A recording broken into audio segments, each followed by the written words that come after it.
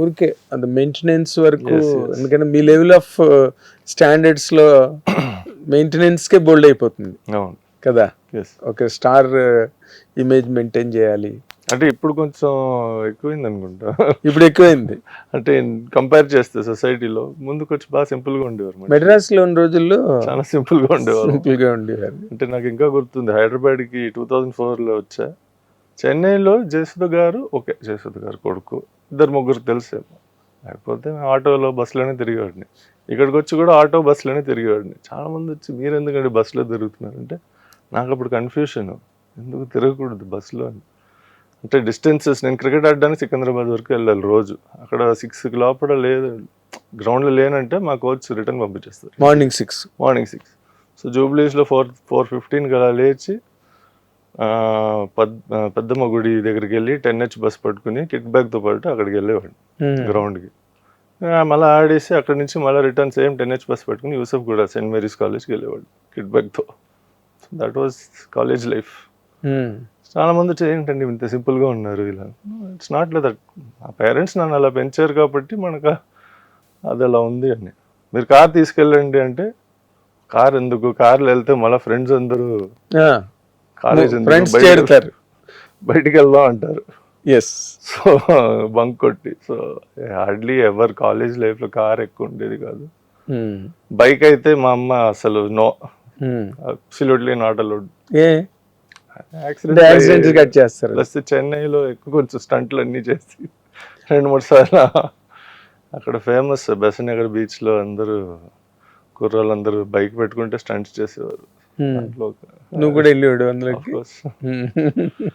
మా అమ్మ హైదరాబాద్కి వచ్చిన తర్వాత ఇక్కడ నువ్వు కింద పడినా అసలు నీకేం పట్టించుకోరు, ఎవడో పడ్డాడని. అక్కడ పడితే జయసుధ గారు కొడుకు పడ్డాడని అది పేపర్లో వస్తుంది. So you don't do any of this.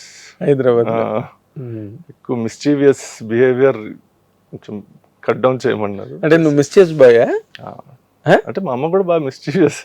I know ఆవిడ చాలా టామ్ బాయ్స్ గా ఉంటారు అసలు. She's a friend to everybody. Gender తో సంబంధం లేదు. She's a friend to everybody. Maintain చేశారు ఆవిడ అన్నాళ్ళు అప్పటి నుంచి ఇప్పటి వరకు. ఇప్పుడు కూడా అంతే.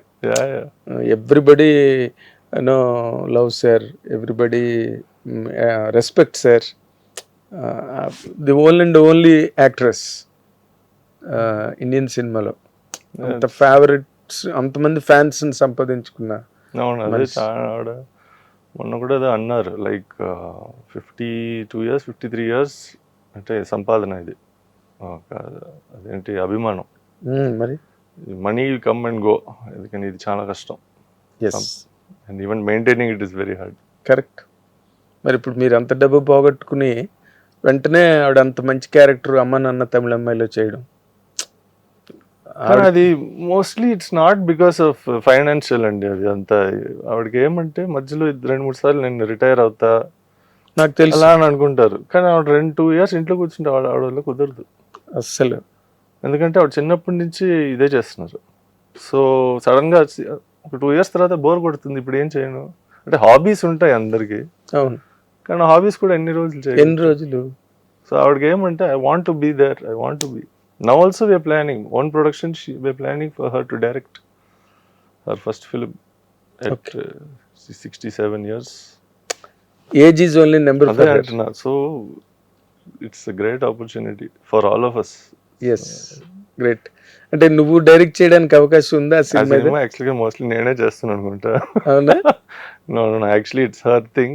ఐ రోట్ ద స్క్రిప్ట్ కానీ. సో జయసుధ్ గారు డైరెక్ట్ చేస్తారు. అది ఇట్స్ వాట్ వీఆర్ థింకింగ్. అంటే అది కమర్షియల్ ఫిల్మ్ అవుతుందా నీలాగా? కాదా? లేకపోతే నేనే చేసుకుంటాను డైరెక్షన్. కొన్ని విషయాలు అది ఎక్స్పీరియన్స్ ఉన్న వాళ్ళు చేస్తే బెటర్. ఆవిడకి కమర్షియల్ థింకింగ్ ఉంది. ఎగ్జాక్ట్లీ. కమర్షియల్ ఫిల్మ్స్ కదా ఎక్కువ చేశారు. ఎగ్జాక్ట్లీ. ఎక్కడో ఒకటి మ్యాగ సందేశం అవి అంటే కొంచెం ఆర్ట్ కైండ్ ఆఫ్ ఫిల్మ్స్ ఉన్నా, బట్ మేజర్ అన్ని కమర్షియల్ హిట్స్ ఆవిడవన్నీ కూడా. నువ్వు బాహుబలిలో రాణా క్యారెక్టర్ నీకు ఏదైనా ఆఫర్ వచ్చి మిస్ అయిందా? వచ్చింది. దాని తర్వాత వాళ్ళతో ఆల్మోస్ట్ ఒక 3-4 weeks ట్రైనింగ్ చేశాను. ట్రైనింగ్ చేసిన తర్వాత వాళ్ళు లేదు ఈ క్యారెక్టర్కి రానా చేస్తున్నారండి, మీకు కాలకియా క్యారెక్టర్ చేస్తారా అని అడిగారు. సో కాలకియా క్యారెక్టర్ అప్పుడు వాళ్ళు ఏం చేశారంటే క్యారికేచర్ ఒకటి చూపించారు, ఈ క్యారెక్టర్ డిజైనింగ్ ఇలా ఉంటుందని పేపర్ మీద. దానికి ఎక్కువ ప్రాస్థెటిక్ మేకప్, ఫేస్ కనిపించట్లేదు, బాడీ కూడా కొంచెం ఎక్కువ కవర్డ్ అయి ఉండింది.